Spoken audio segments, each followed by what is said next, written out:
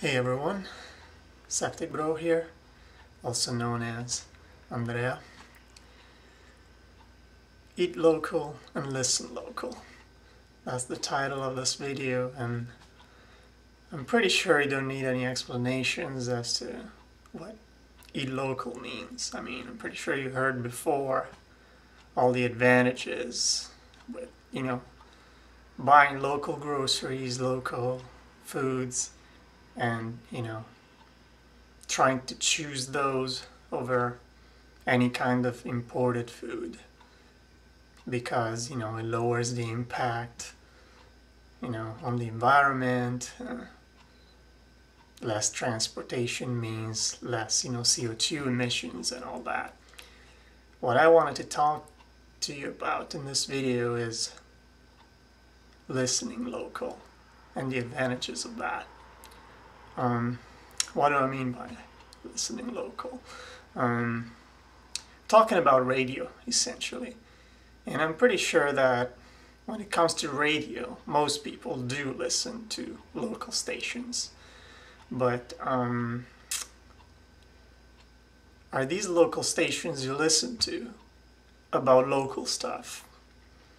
Personally, I don't think so, because commercial radio is like going to your supermarket buying groceries, right? You don't go to India or to the States or to, I don't know, Spain to buy your groceries, but the stuff you buy at your supermarket, your local supermarket, is often imported from somewhere else. Especially the produce, I mean, even in the summer when there's plenty of local produce that you could have there to buy is imported from the United States here in Canada. So just because you listen to a local radio station, that doesn't mean that you're listening local stuff. And my way of listening local is listening to the local community radio.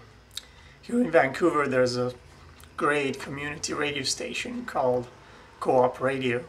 It's on 102.5 FM and online. They have a website, www.coopradio.org, and there you can listen to it on stereo. And so what does this radio station have more than the other local stations? Well, first of all, it's listener-sponsored radio.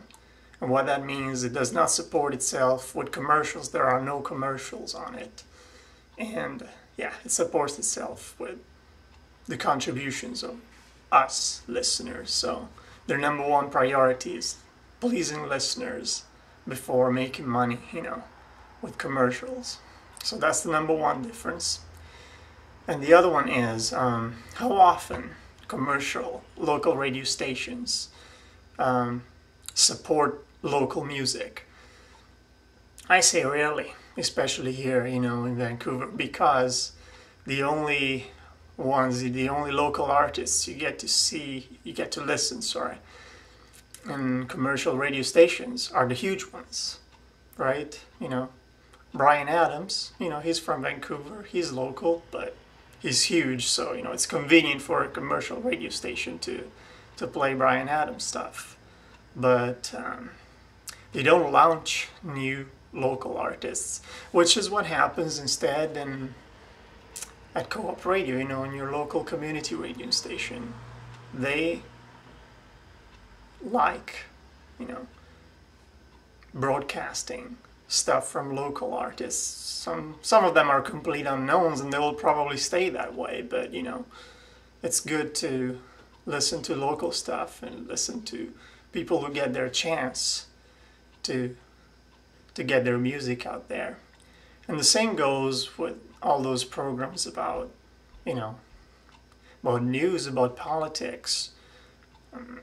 Way too often in local commercial radio stations, I get to listen to mainstream stuff, stuff that you almost don't need to listen to because it's so obvious, right? You can read it on the newspapers and it's exactly the same.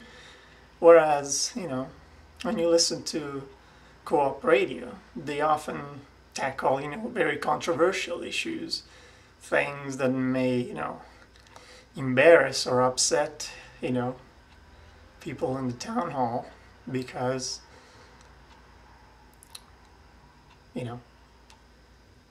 it's problems, it's, community issues that sometimes the local government likes to sweep under the rug kind of thing.